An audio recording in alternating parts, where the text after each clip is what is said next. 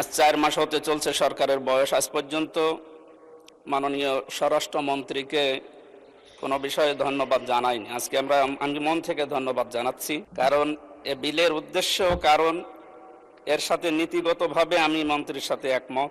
মাননীয় সদস্য, বিলটি তো এনেছেন ডাক টেলিযোগাযোগ মন্ত্রী মাহবুব আনাম সাহেব, আপনি স্বরাষ্ট্রমন্ত্রীকে ধন্যবাদ দিচ্ছেন। সরি মাননীয় স্পিকার, দেশের সাইবার, তাহলে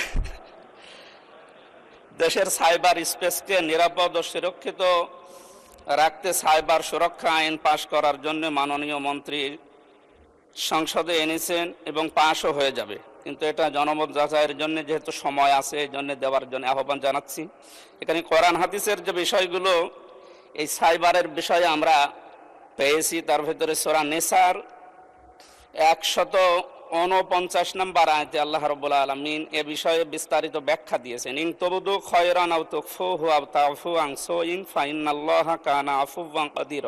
এই আয়াতের ব্যাখ্যায় যেটা বলা আছে, তোমরা যদি সৎ কাজ প্রকাশ করো অথবা গোপন করো অথবা কারো অপরাধ ক্ষমা করো, তবে নিশ্চয় আল্লাহ সর্বশক্তিমান এবং ক্ষমাশীল।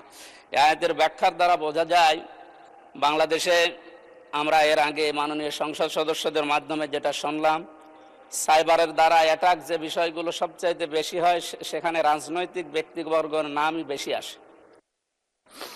ধন্যবাদ মাননীয় সদস্য। পরবর্তী বক্তা জনাব মোহাম্মদ কামরুল হাসান, ময়মনসিংহ 6, সময় 2 মিনিট।